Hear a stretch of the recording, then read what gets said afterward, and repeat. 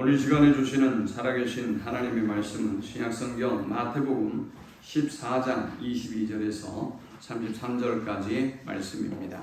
예수께서 즉시 제자들을 재촉하사 자기가 무리를 보내는 동안에 배를 타고 앞서 건너편으로 가게 하시고 무리를 보내신 후에 기도하러 따로 산에 올라가시니라. 저물매 거기 혼자 계시더니 배가 이미 육지에서 술이나 떠나서 바람이 거스름으로 물결로 말미암아 고난을 당하더라. 밤 사경에 예수께서 바다 위로 걸어서 제자들에게로 오시니 제자들이 그가 바다 위로 걸어오심을 보고 놀라 유령이라 하며 무서워하여 소리 지르거늘 예수께서 즉시 이르시되 안심하라 아니 두려워하지 말라. 베드로가 대답하여 이르되 주여 만일 주님이시거든 나를 명하사 물 위로 오라 하소서 하니 오라 하시니 베드로가 배에서 내려 물 위로 걸어서 예수께로 가되 바람을 보고 무서워 빠져가는지라 소리질러 이르되 주여 나를 구원하소서 하니 예수께서 즉시 손을 내밀어 그를 붙잡으시며 이르시되 믿음이 작은 자여 왜 의심하였느냐 하시고 배에 함께 오름에 바람이 그치는지라. 배에 있는 사람들이 예수께 절하며 이르되 진실로 하나님의 아들이로소이다 하더라. 아멘. 우리가 일상에서 만나는 하루에도 수없이 경험하는 감정이 바로 두려움이라는 감정입니다. 오늘 여러분들이 이 예배의 자리로 나오실 때 각자 여러분이 가지고 있는 불안과 염려와 두려움을 가지고 오신 분들이 계실 것입니다. 어떤 분들은 아주 심각한 불안과 두려움을 가지고 계신 분도 있을 것이고 어떤 분들은 내게 무슨 두려움과 불안이 있다고 그래? 나에겐 아무 문제가 없어 라고 생각하고 오늘 주님의 전에 올라오신 분도 있을 것입니다.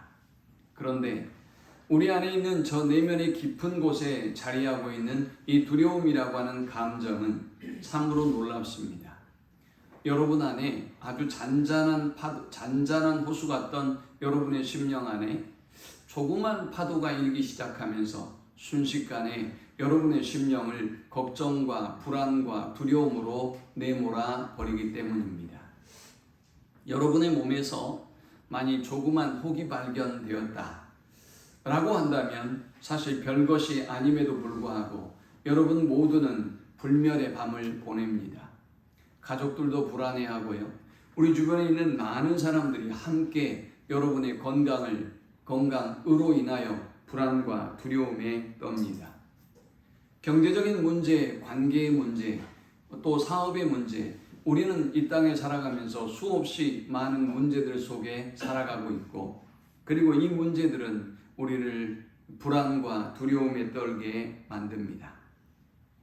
이 두려움이라고 하는 감정은 우리를 살리기도 하고 우리를 죽이기도 합니다. 여러분들이 두려움이라는 감정을 제대로 직면하고 올바르게 처리하는 방법을 알 때 이 두려움은 위험을 감지하게 만듭니다. 어떤 것이 위험인지, 오늘 여러분들이 어떤 정도의 삶을 살아가고 있는지 스스로 여러분의 내면에서 생기는 두려움은 우리로 하여금 위험을 감지하고 바른 길로 돌아오게 만드는 것입니다. 여러분 안에 있는 건강한 두려움은 우리로 하여금 우리에게 닥쳐올 미래적인 위기와 어려움을 지혜롭게 먼저 준비하기도 합니다. 때로는 여러분에게 닥쳐오는 이 불안과 두려움이 용기 있는 도전을 하게 하기도 하죠. 그러나 이 두려움이라고 하는 감정을 잘못 사용하게 되면 어떻게 될까요? 이 두려움이 여러분의 모든 것을 흔들어 놓기 시작합니다. 여러분이 평안히 눕고 자고 일어섰던 여러분의 모든 수면의 시간들을 불면의 시간으로 만들어 버리고 맙니다. 맛있는 산의 진미도 여러분이 걱정과 불안에 시달리게 되는 그 순간 그 어떤 것도 전혀 입맛에 맞지 않습니다. 먹고 싶지 않습니다. 보고 싶지 않습니다. 오늘 여러분들이 불안과 두려움에 사로잡히게 되어졌을 때 여러분이 사랑하는 가족들 또 사랑하는 지인들 그 모든 것들이 다 꼴보기 싫어집니다. 사는 것 자체가 싫고 힘들어지는 상황이 우리에게 생기는 것입니다. 그런데 여러분 알고 계십니까? 여러분이 두려움이라고 하는 이 감정을 외면한다고 해서 두려움은 사라지지 않는다는 것을 말입니다. 여러분들이 두려움이라고 하는 감정을 무시하고 잠재해 놓는다고 해서 이 두려움은 사라지지 않는다는 것을 말입니다. 여러분 안에 있는 조그만 종양이 여러분이 외면한다고 해서 사라지는 것이 아니죠. 여러분이 무시한다고 해서, 의식하지 않는다고 해서 사라지는 것이 아닌 것입니다. 이렇게 두려움은 여러분들이 직면하지 않으면, 여러분이 이 두려움을 지혜롭게 극복하는 방법을 모른다면 이 두려움은 우리를 더 큰 절망과 아픔에 빠뜨리고 마는 것입니다. 영화 로키 5에서는 두려움에 대해서 이런 대사가 있습니다. 두려워한다는 것은 절대로 부끄러운 게 아니야. 오히려 우리 같은 파이터에게는 두려움이 최고의 동반자야. 두려움은 너를 날카롭게 하고 깨어있게 해서 살아남게 만드는 원동력이 되거든. 하지만 문제는 두려움을 다루는 법을 배워야 한다는 거야. 두려움이라는 놈은 우리 내면 깊은 곳에서 활활 불타고 있는데, 내가 그걸 다룰 수 있으면 그놈은 너를 아주 뜨겁게 만들어주지만, 두려움이 너를 지배하기 시작하면 그놈은 너뿐만 아니라 내 주변의 모든 것을 불태워 없애버릴 거야. 두려움이라고 하는 감정은 사실 별것 아닌 것 같습니다. 여러분의 내면에서 일어나는 이 두려움과 불안이라고 하는 감정이 그렇게 대단하겠습니까? 그런데 영화의 대사처럼 이 불안과 이 두려움이라고 하는 놈은 여러분의 생을 불살라 버립니다. 여러분의 가족들, 여러분 주변에 있는 모든 사람들, 모든 것들을 순식간에 날려버리게 하는 것입니다. 그렇게 무서운 놈이 이 불안이라고 하는 감정입니다. 어쩌면 우리가 이 불안이라고 하는, 이 두려움이라고 하는 이 감정은 여러분의 평생 함께 우리가 가야 될 감정이라고 해도 과언은 아닐 것입니다. 우리가 서로 두 사람이 만나서 한 가정을 이루고 결혼을 한다는 것, 기대가 되는 일이고 정말 기쁨이 넘치는 일이지만, 그러나 또 두려운 일이기도 합니다. 오늘 우리 새로운 생명이 하나님 앞에 이렇게 나와서 예배하는데, 새로운 생명이 태어나는 것, 이건 놀라운 일이고 경이로운 일이며 기쁨과 기대감이 넘치는 일이지만, 그러나 또 이 생명이 태어나는 동안 우리는 두려움이라고 하는 감정을 감출 수가 없습니다. 여러분이 어떤 전공을 선택하고 어떤 직장을 선택하고 하는 이 모든 일에서 우리는 이 두려움이라고 하는 감정을 감출 수가 없는 것입니다. 여러분들이 신앙을 선택하고 종교를 선택하고 하는 이 모든 일에 있어서 우리는 기대감을 갖고 있기도 하지만 또한 불안과 두려움을 갖고 있는 것입니다. 오늘 본문은 이 두려움이라고 하는 감정의 실체를 이렇게 소개하고 있습니다. 여러분, 우리의 두려움이 과연 어디에서 비롯되는 것일까요? 25절에 밤 사경에 예수께서 바다 위로 걸어서 제자들에게 오시니 제자들이 그가 바다 위로 걸어오심을 보고 놀라 유령이라 하며 무서워하여 소리 지르거늘 했습니다. 먼저 우리가 가지고 있는 이 두려움과 불안에 대한 감정은 예수님에 대한 잘못된 지식과 잘못된 믿음에서 비롯됩니다. 아니 목사님, 뭔 믿음이 그렇게 대단한 것입니까? 예수님을 어떻게 우리가 고백하고 어떻게 알고 있는 것이 그렇게 중요한 문제입니까? 라고 말씀하실지 모르겠지만, 오늘 여러분들이 예수님에 대해서 제대로 된 지식을 가지고 있으면 어떤 상황과 어떤 여건 가운데도 우리는 그 두려움과 불안을 이길 수 있는 것입니다. 물 위로 베드로가 걸었던, 풍랑을 만났던 제자들의 이 사건 전에 제자들은 오병이어의 놀라운 기적을 경험했습니다. 이것은 정말 말로 표현할 수 없는 경이로운 일이었습니다. 그러나 그들은 곧 풍랑을 만났고 그 풍랑을 만나자마자 그들은 주님을 알아보지 못합니다. 주님이 신령한 영적 존재인 것은 분명한 것 같은데, 그런데 주요 그리스도시요 살아계신 하나님이라고 하는 고백보다는 이 바다를 잔잔케 하시고 우리를 보호하시고 우리를 인도해 주실 것이라는 그 믿음보다는 그들은 주님을 유령이라고 고백했고, 그 결과 그들은 무서움에, 불안과 두려움에 떨어야만 했습니다. 오늘 여러분들이 어떤 불안의 감정을 가지고 계십니까? 오늘 여러분들이 어떤 두려움의 감정을 갖고 계십니까? 오늘 여러분들의 예수님에 대한 지식이, 예수님에 대한 알미, 예수님에 대한 믿음이 올바른지 여러분 자신을 돌아보셔야만 합니다. 이 불안이라고 하는 감정, 이 두려움이라고 하는 감정은 또 외부적인 환경으로부터 찾아옵니다. 24절에 배가 이미 육지에서 술이나 떠나서 바람이 거스름으로 물결로 말미암아 고난을 당하더라 했습니다. 예수님은 오병이의 기적을 행하시고 제자들에게 배를 타고 먼저 건너편으로 건너라고 말씀하셨습니다. 5,000명의 많은 무리들은 되돌려 보내셨습니다. 그리고 주님은 홀로 산에 가셔서 기도하셨습니다. 제자들은 예수님의 명령을 따라 배를 타고 이동하고 있습니다. 그런데 뜻밖의 상황이 벌어진 것입니다. 그 배를 거스리는, 제자들의 항로를 거스리는 바람과 물결이 그들을 두려움에 떨게 만들었습니다. 여러분, 우리가 이렇게 믿음의 여정을 행할 때, 여러분들이 인생의 길을 걸어가며 살아갈 때 순풍도 있고 또 여러분에게 좋은 일도 물론 많이 있지만 우리가 전혀 예상하지 못했던 역풍이 불 때가 있습니다. 시련과 환란이 찾아올 때가 있죠. 전혀 예상하지 못했던 순간에 말입니다. 더욱이 여러분들이 믿음의 길을 걸어갈 때 이런 역풍과 여러분의 신앙을 거스리는, 여러분을 힘들게 만드는, 여러분을 지체하거나 혹은 퇴보하거나 앞으로 나아가지 못하게 만드는 거센 풍랑을 만나기도 합니다. 이 풍랑은, 이 파도는 여러분을 자초하기도 하고 우리의 믿음의 형제들을 저 먼 세상으로 떠밀어 내버리기도 합니다. 주님의 제자들은 이렇게 거스리는 파도와 물결을, 외부적인 환경의 어려움을 직면하고 만나게 되었습니다.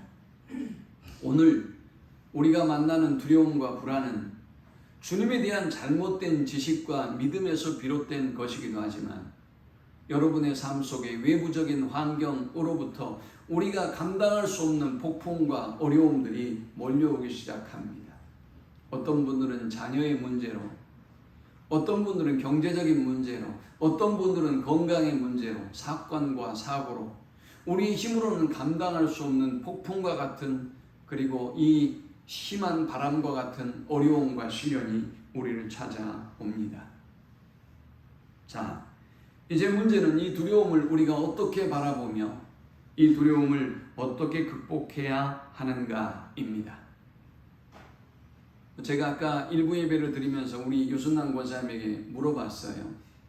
우리 지음이가 태어나고 지음이가 이렇게 외가에 와서 있으니까 좋대요. 너무 기쁘대요. 또 한 번 여쭤봤습니다. 그런데 지음이 때문에 두려움도 있으시죠? 그랬더니 두려움이 있대요. 아니 여러분, 저렇게 아름다운 생명이 태어났고 이렇게 놀라운 축복의 생명이 이 가정에 저들 부부 속에 태어났는데 도대체 뭐가 불안함이고 뭐가 두려움이라는 말입니까? 그런데 여러분, 우리의 삶이 그렇습니다. 아프지 않았으면, 사건과 사고가 없었으면, 이 아이의 미래가 사람들이 얘기하는 것처럼 꽃길만 걷는 인생이 되었으면, 그러나 그렇게 축복하면서도 우리는 그 아이가 그런 길을 가지 못할까봐 불안하고 두려워하는 것입니다. 자, 그렇다면 성경은 이 불안과 두려움을 어떻게 극복해야 한다고 말씀하고 있을까요? 독일의 유명한 작가이자 시인인 에리 캐스트너는 인간의 숙명을 노래하면서 인간의 삶을 이렇게 표현했습니다. 요람과 무덤 사이에는 고통만이 있을 뿐이다. 어쩌면 우리의 인생을 너무나 쉽게 아주 단명하게 한 줄로 설명한 식구다라는 생각이 듭니다. 우리가 태어나고 우리가 무덤에 도달하는 그 순간까지 우리는 고통이라는 단어와 싸워야 한다라는 것입니다. 살아있는 모든 순간이 고통이다라는 것입니다. 구약성경 욥기 5장 7절도 우리의 인생에 대해서 이렇게 말씀합니다. 사람은 고생을 위하여 났으니 불꽃이 위로 날아간 것 같으니라. 우리 인생이 고생을 위하여 태어나서 살고 있는 것과 같다는 것입니다. 우리의 위로 불꽃이 날아다니는 것처럼 힘든 삶이 바로 오늘 우리의 인생이다라는 것입니다. 오래전에 타계했던 한국의 굴지의 기업의 총수가 이렇게 말했습니다. 만일 신이 인간을 사랑했다면 왜 세상에 고통과 불행과 죽음이 있는가? 라는 질문을 던졌습니다. 고통은 우리가 직면하는 이 불안과 두려움은 우리 인생의 궁극자를 생각하게 만들고 인생의 목적에 대해서 궁극적인 의미에 대해서 질문하게 하는 기능을 하는 것입니다. 여러분들이 음식점에 가서 음식에서 만약 불순물이 나왔다고 쳐봅시다. 혹은 어떤 음식에 문제가 있었어요. 상했다고 쳐봅시다. 그러면 여러분이 종업원과 얘기를 하죠. 그리고 그것이 받아들여지지 않으면 여러분이 어떻게 합니까? 야, 주인 나와봐! 라고 하죠. 오늘 여러분들에게 인생의 고통과 두려움이 있을 때 아무런 생각 없이 사시다가 궁극자에 대해서, 창조주에 대해서, 이 땅의 근원에 대해서 전혀 생각해 보지 않았던 사람들이 주인 나와봐! 라고 궁극자이신 하나님 앞에 삿대질을 합니다. 독일의 철학자인 칼 야스퍼스는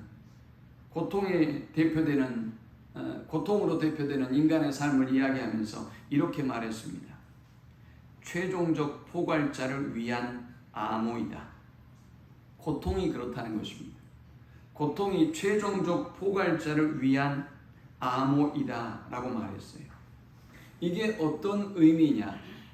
오늘 여러분이 직면하는 어떤 고통과 어떤 두려움도 최종적인 포괄자인 하나님을 찾게 하는 기능을 한다는 것입니다.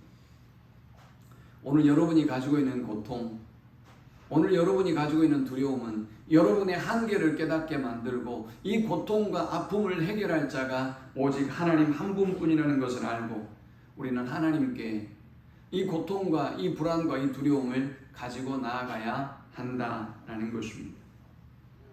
야고보 사도는 너희 중에 고난당하는 자가 있느냐? 그는 기도할 것이요 라고 말씀했습니다. 오늘 여러분이 고난을 만나고 고통을 만나고 두려움을, 불안을 경험하게 되어질 때 궁극자를 찾으라는 것입니다. 역사를 주관하시고 역사의 배후에서 일하시는 하나님을 찾아야 우리가 이 모든 문제를 해결할 수 있다라는 것입니다. 자, 그렇다면 오늘 제자들은, 오늘 베드로는 이 두려움을 어떻게 극복할 수 있었을까요? 제자들이 그가 바다 위로 걸어오심을 보고 놀라 유령이라며 무서워하여 소리 지르거늘 예수께서 즉시 이르시되 안심하라 나니 두려워하지 말라. 주님은 이렇게 어리석은 자신을 알아보지 못하는 이 제자들을 향해서 위로하셨습니다. 안심하지 말고 불안해하지 말고 두려워하지 말라 라고 그들을 위로하시고 격려해 주셨습니다. 그때 난데없이 베드로가 이런 도전을 합니다. 베드로가 대답하여 이르되 주여 만일 주님이시거든 나를 명하사 물 위로 오라 하소서 하니 오라 하시니 베드로가 배에서 내려 물 위로 걸어서 예수께로 가되 했습니다. 여러분, 우리는 이 상황이 잘 이해되지 않습니다. 풍랑을 만나고 두려움과 불안함에 떨고 있을 때 주님이 찾아오셔서 안심하지 말라, 두려워 말라 라고 주님이 곁에 계시면 그걸로 모든 문제가 해결되고 끝난 것 아니겠습니까? 그런데 난데없이 베드로는 엉뚱한 주장을, 엉뚱한 요구를 우리 주님에게 하고 있는 것입니다. 글쎄요, 여러분이 베드로를 보셨을 때 이 사람은 정말 충동적인 사람이야 라고 생각하실지 모르겠어요. 그리고 이 사건에 대해서 충동적인 베드로의 어떤 객기 정도로 여러분이 여기실지 모르겠습니다. 그러나 여러분, 그렇지 않습니다.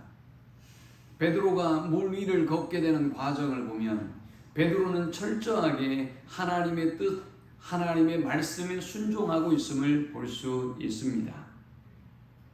베드로가 대답하여 이르되 주여, 만일 주님이시거든 나를 명하사 물 위로 오라 하소서 하니 했습니다.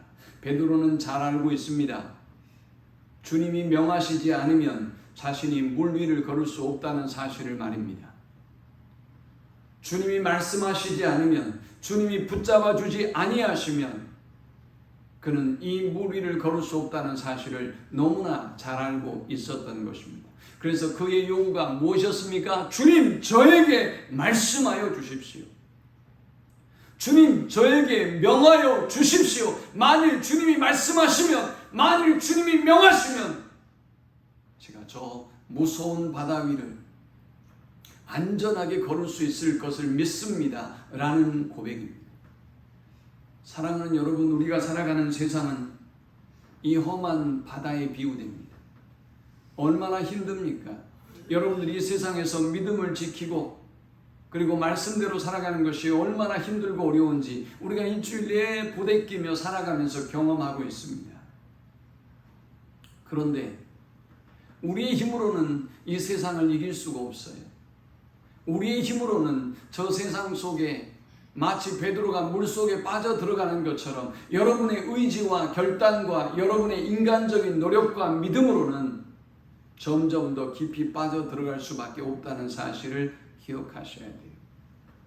그런데 우리가 어떻게 걸을 수 있다고요? 어떻게 두려움을 해결할 수 있다고요? 주님이 말씀하시면 된다는 것입니다.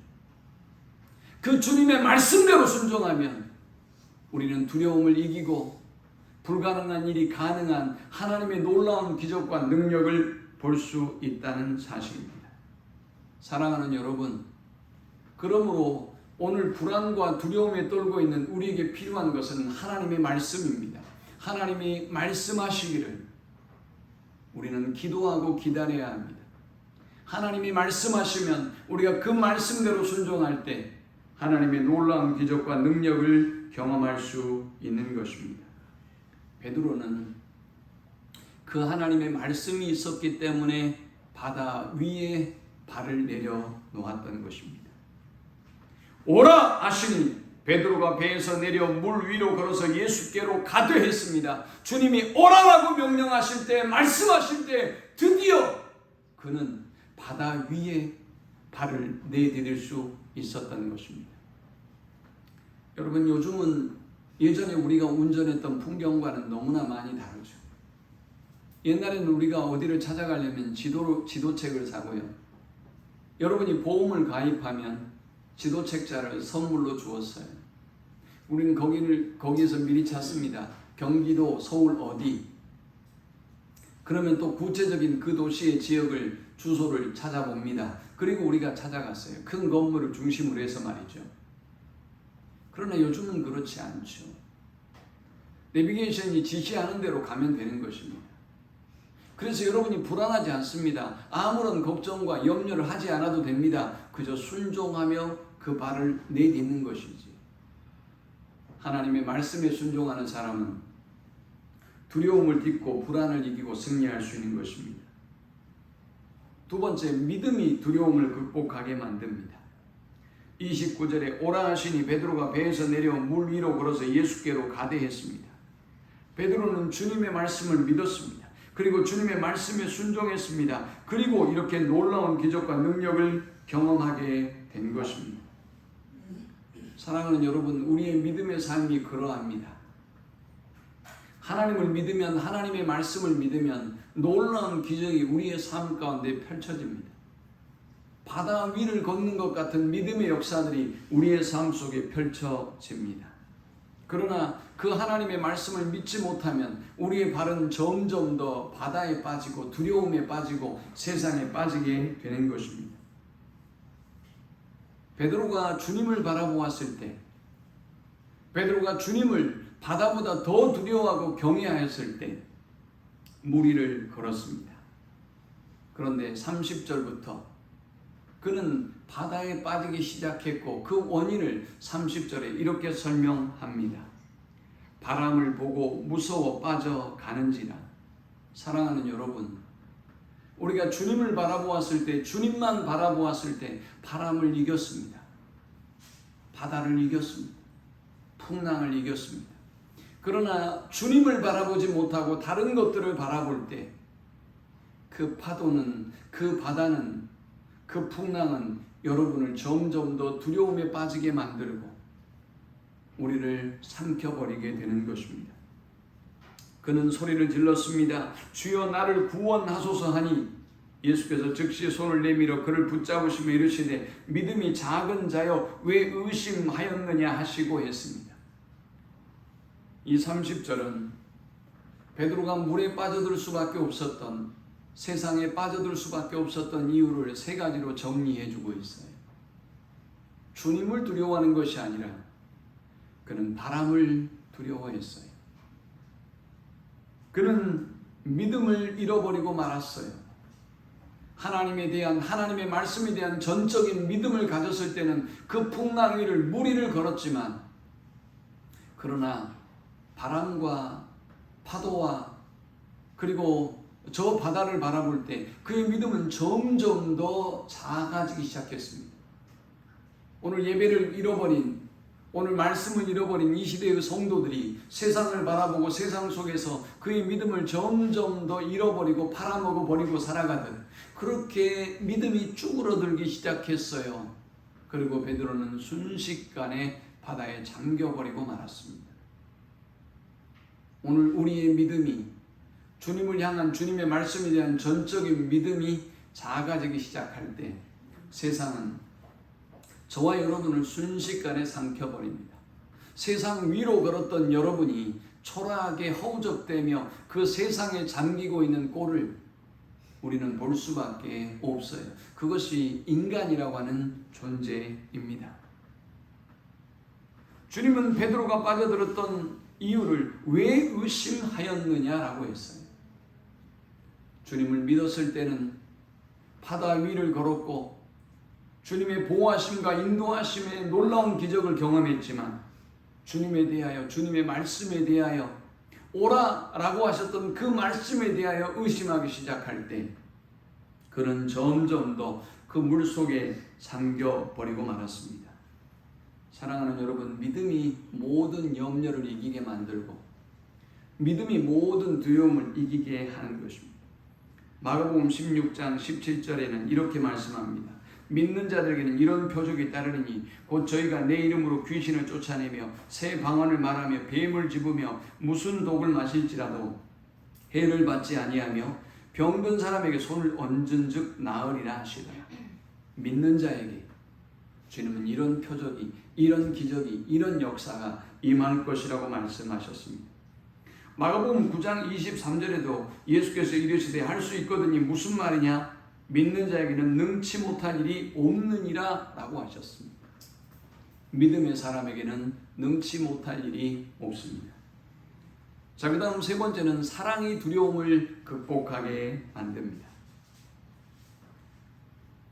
배가 이미 육지에서 술이나 떠나서 바람이 거슬림으로 물결을 인하여 고난을 당하더라. 그들이 주님이 그들의 곁을 떠나고 없을 때 풍랑을 만나고 어려움을 만나게 되었습니다. 그런데 여러분, 참 놀랍죠?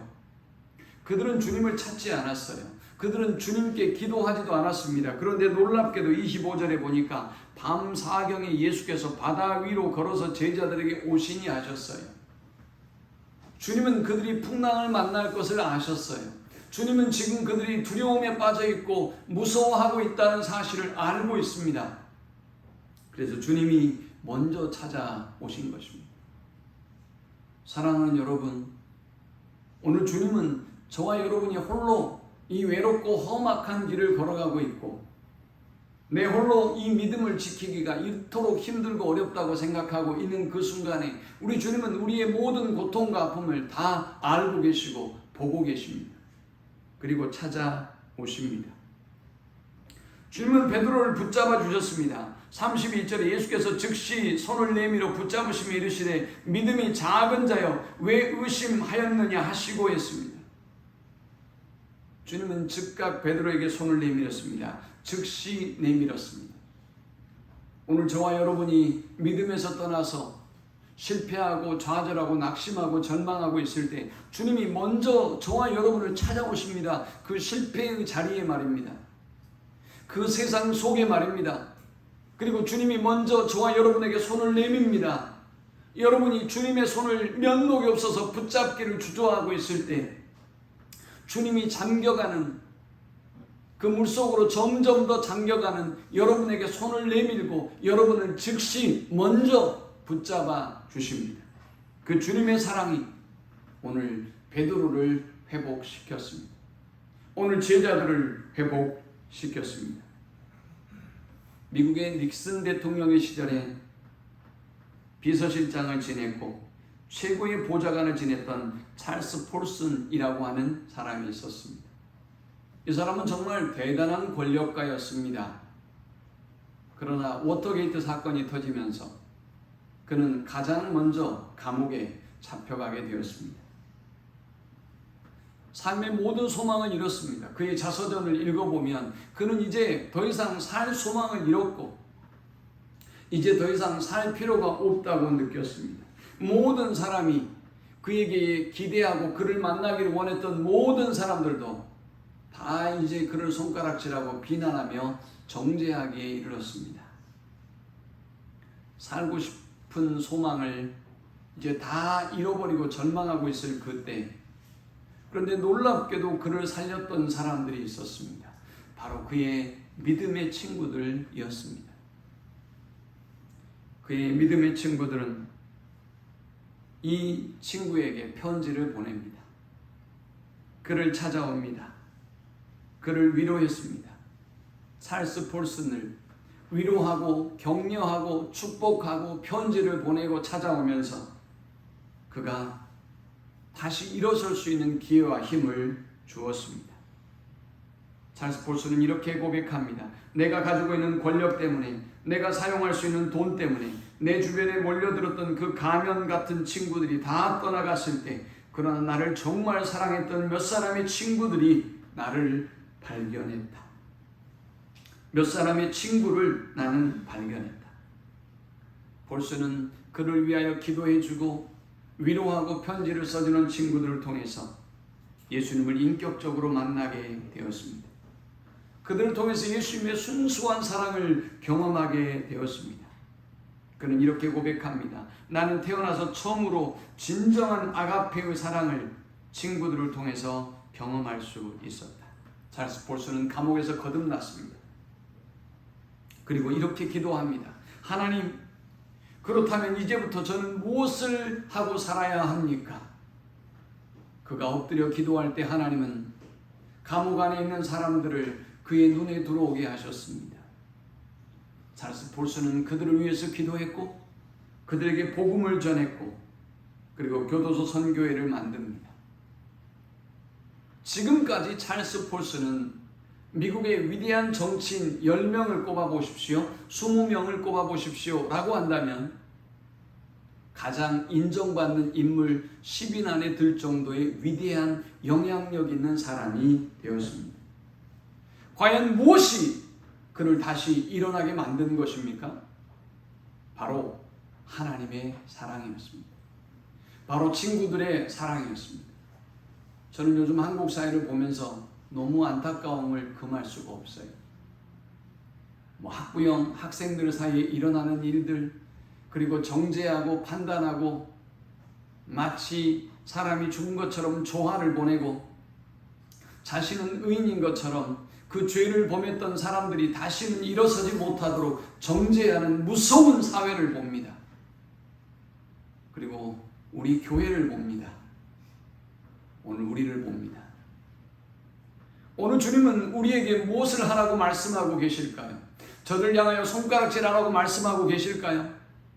저 정치인들을 바라보면서 평가하고 정죄하라고 주님은 말씀하실까요?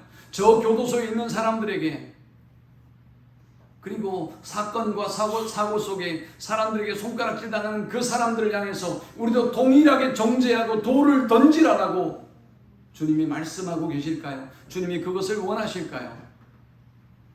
주님은 우리가 이 찰스 퍼슨의 친구들처럼 그들에게 기회를 주기를 원한다고 생각해요.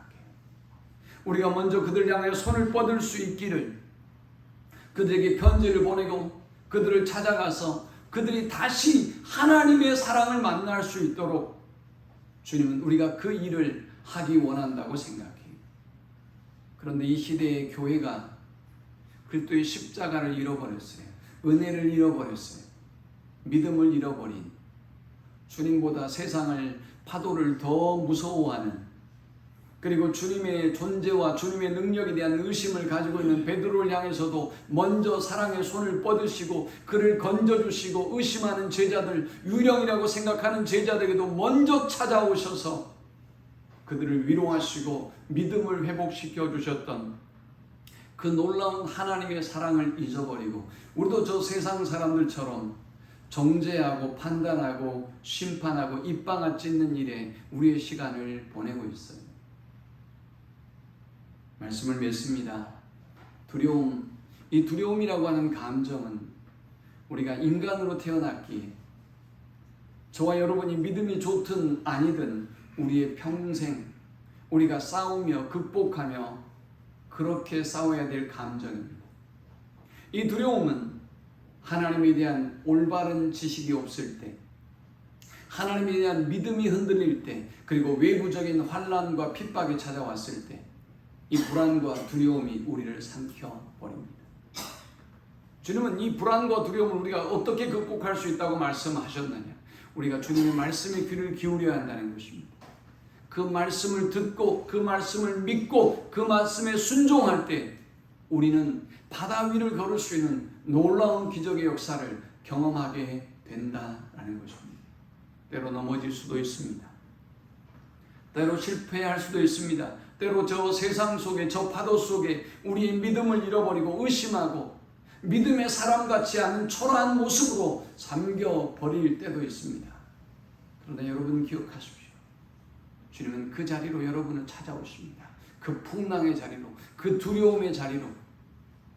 그리고 주님은 저와 여러분의 문제를 아시고, 그러나 그것으로 인하여 여러분을 정죄하고 판단하지 아니하시고 그가 먼저 사랑의 손길을 뻗으시고 우리를 건져 주십니다. 그리고 베드로뿐만이 아니라 제자들은 이제 주님 앞에 온전한 믿음의 고백을 드리게 되었습니다. 이르되 진실로 하나님의 아들이로소이다. 오늘 저와 여러분이 가지고 있는, 만나고 있는 이 두려움의 감정을 주님께 가지고 나아가서 순종과 믿음과 주님의 사랑으로 극복하고 이기고 승리하는 우리 모두가 되실 수 있기를 축원합니다.